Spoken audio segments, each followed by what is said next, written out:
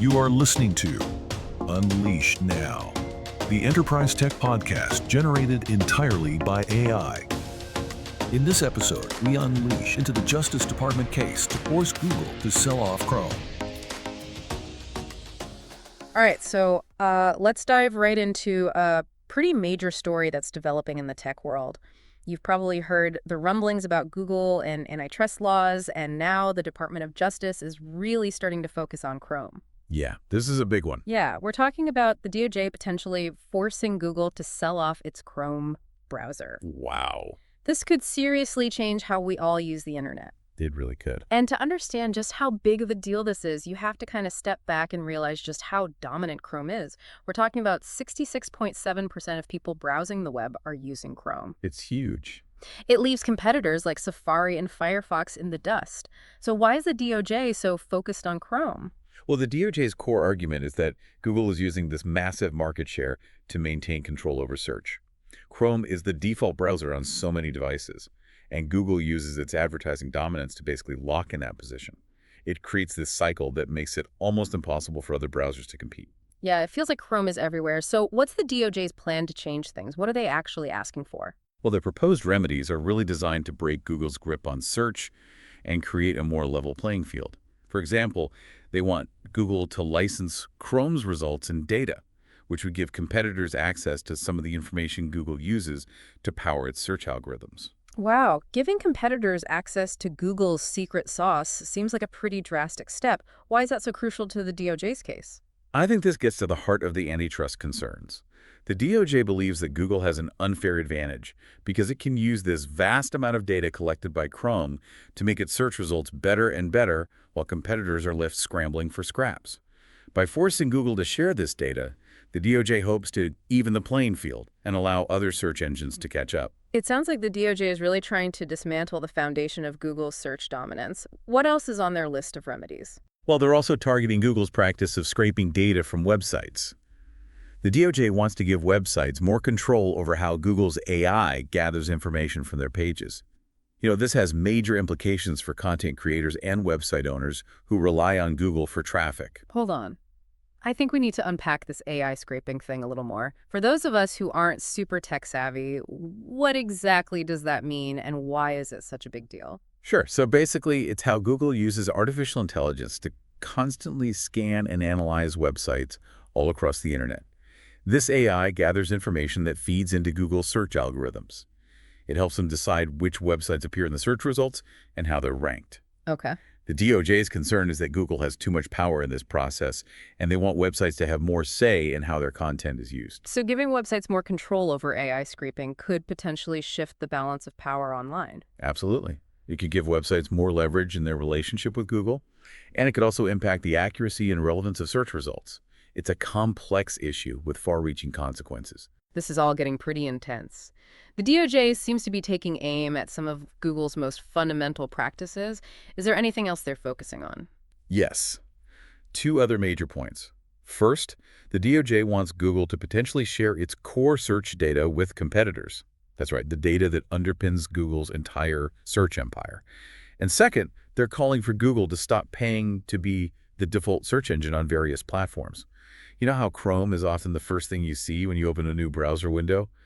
The DOJ wants to change that. Wow, these are some aggressive demands. It sounds like the DOJ is pulling out all the stops to challenge Google's dominance, but this isn't a sudden attack, right? This case has been building for a while. Exactly. A judge already ruled earlier this year that Google was illegally monopolizing search.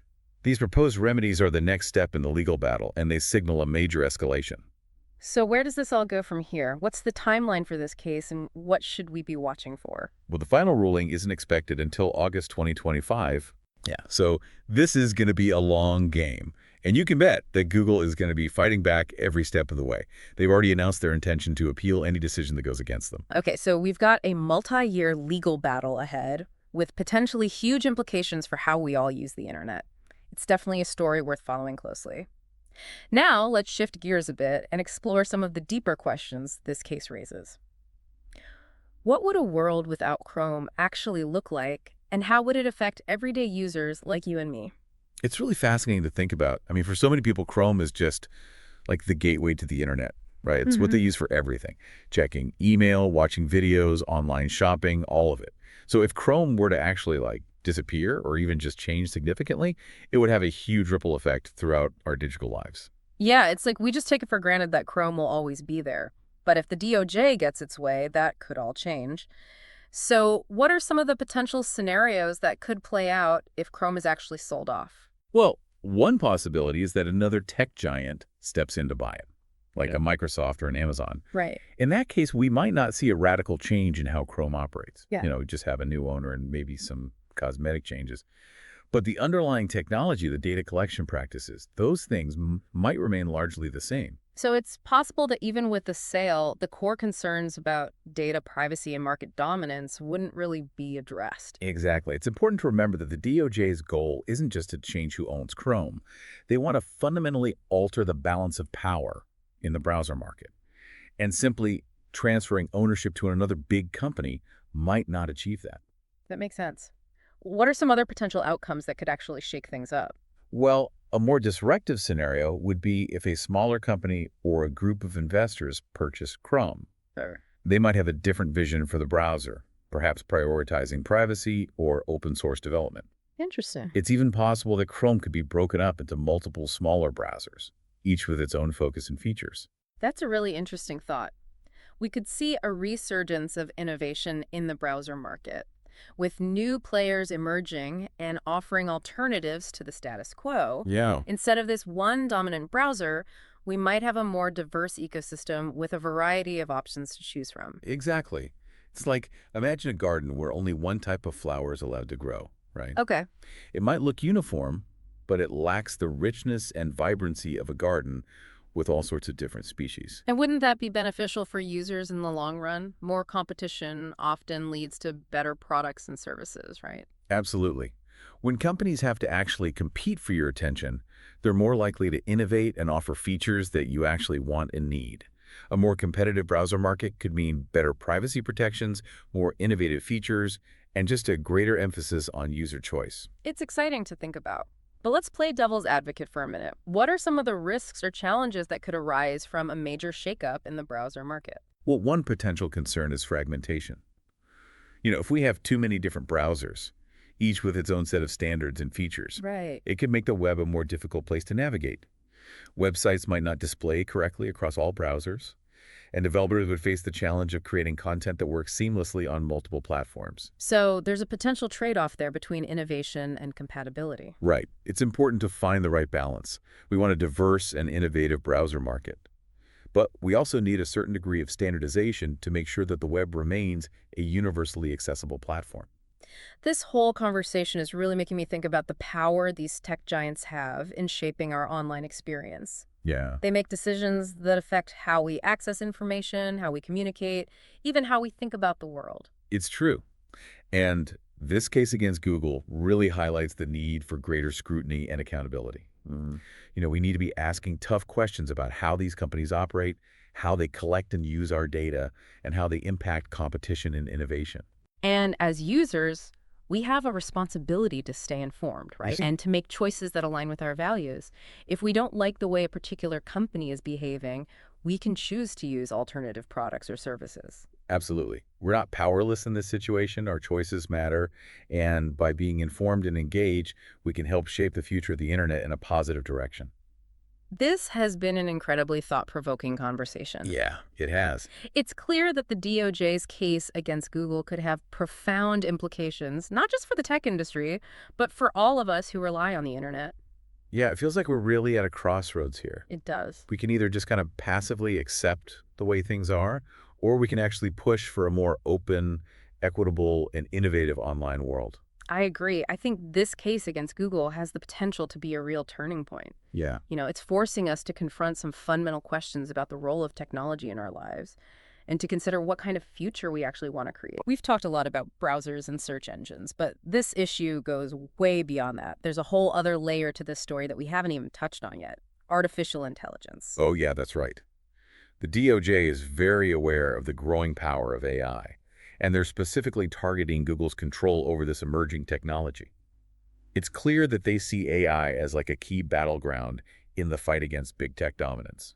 I have to admit, the whole AI thing can feel a bit overwhelming. It's evolving so rapidly, and it's hard to keep up with all the implications. Can you break down why the DOJ is so focused on Google's AI capabilities? Well, think about it this way. AI relies on massive amounts of data to learn and improve. And Google, through its various products like Chrome, Search, and Android, has access to just an unparalleled amount of data about our online behavior. Right. This gives them a huge advantage in developing and refining AI algorithms. So the DOJ is worried that Google could use its data dominance to create an unbreakable lead in the AI race. Exactly, and it's not just about Google's own AI products. The concern is that Google could use this AI advantage to just reinforce its dominance in other areas, like search and advertising. Oh, I see. It could become like this self-perpetuating cycle, Okay. where Google uses its data to make its AI better, which then strengthens its market position, gives them access to even more data, and so on. Yeah, it's like a snowball rolling downhill, gathering more and more power as it goes. Exactly. And the DOJ is trying to intervene before that snowball becomes an avalanche. They want to make sure that AI development remains competitive and that no single company has an unfair advantage. Okay, so the stakes are incredibly high.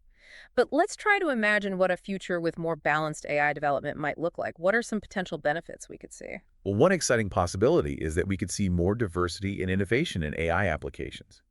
Instead of just a few dominant players controlling the landscape, we could have a wider range of companies and organizations developing AI solutions that are tailored to specific needs and values. So instead of like a one-size-fits-all approach to AI, Yeah, we could see more specialized and personalized applications. exactly. Imagine AI tools designed specifically for education, healthcare, or environmental sustainability. We could see a real blossoming of creativity as developers explore the full potential of AI to address real-world challenges. That's a very hopeful vision. But let's be realistic. Regulating AI is incredibly complex. How can we make sure that AI is developed and used responsibly and ethically, even as we encourage competition? That's the million-dollar question, and there are no easy answers. It's going to require collaboration between governments, industry leaders, researchers, and the public to establish clear ethical guidelines, promote transparency and accountability, and address potential biases and risks. It's a challenge we can't afford to ignore. AI has the potential to reshape our world in profound ways, and it's crucial that we guide its development in a direction that benefits all of humanity. I completely agree. This isn't just about technology. It's about shaping the future we want to live in. Well, I think we've covered a lot of ground today. From the potential breakup of Chrome to the broader implications for AI development, this case against Google has really opened up a Pandora's box of complex and fascinating issues. Yeah, it's a story that's still unfolding, and it's one that we'll definitely be following closely in the months and years ahead. Absolutely. And if there's one thing we hope you take away from this deep dive, it's that your voice matters.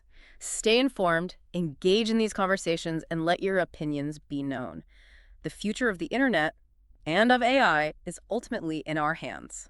The internet is a constantly evolving landscape, and it's up to all of us to shape its trajectory. Couldn't have said it better myself. And with that, we'll wrap up our deep dive into the DOJ's case against Google. Until next time, keep diving deep.